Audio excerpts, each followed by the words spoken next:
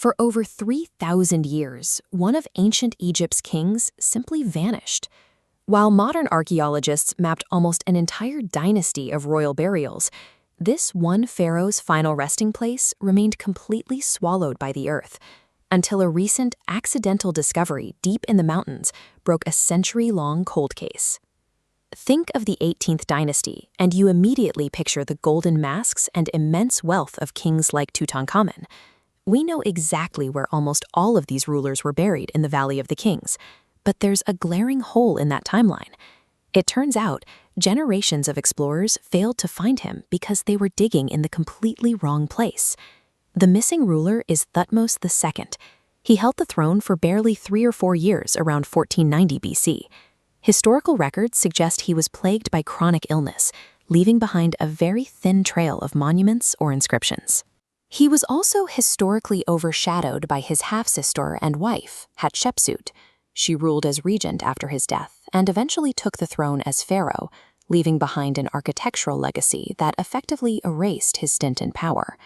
A pharaoh's tomb was designed to be his ultimate monument, the one physical space securing his eternal legacy.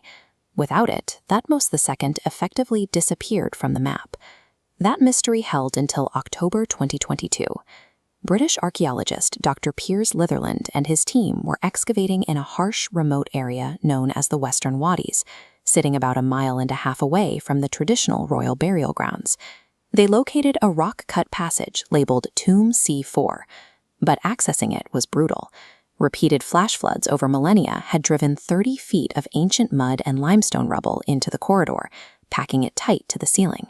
Because of the tomb's small size and its proximity to the burial sites of royal wives, the team assumed they were simply clearing out a minor, undecorated space for a queen.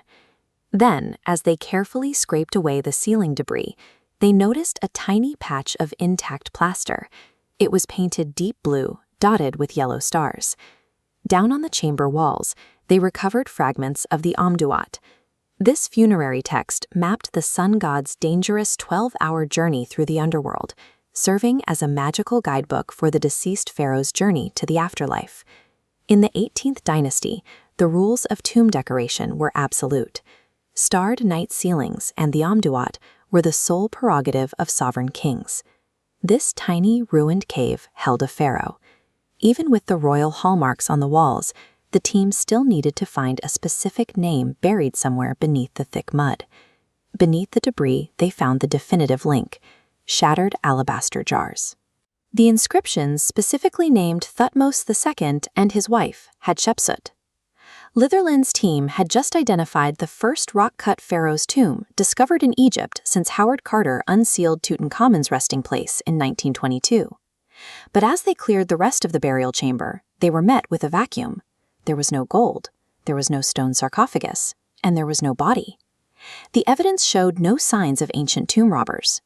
Instead, the tomb had been violently flooded and then emptied immediately after the burial, leaving the king without a resting place once again. To understand where the body went, we have to look at a man named Ineni. He was the royal architect. In his own autobiography, he boasts about excavating the king's tomb in total secrecy, but then mentions facing a serious dilemma.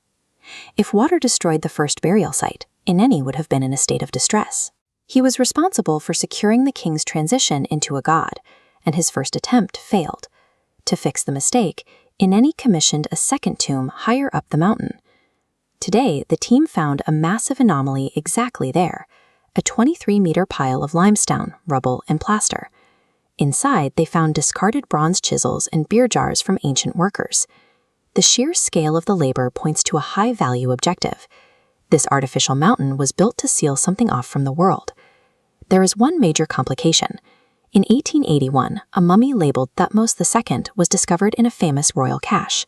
But Dr. Litherland points out a biological mismatch. Analysis shows that the cached mummy belongs to a man who died around age 30. Historical records describe Thutmose II as a falcon in the nest, a young boy who died shortly after taking the throne. If the mummy in the museum is a misidentification, then the real king's body remains missing. The team is currently dismantling that entire 23-meter structure of rock and plaster, working to pierce strata that hid the site for 35 centuries. They are currently halfway through. In a matter of weeks, archaeologists could break into a perfectly preserved pharaoh's tomb that has remained untouched since the 18th dynasty. Do you believe the real king is waiting behind that wall of stone, or was he lost to the floods forever? Let me know your theories in the comments, and subscribe to catch the final breakthrough.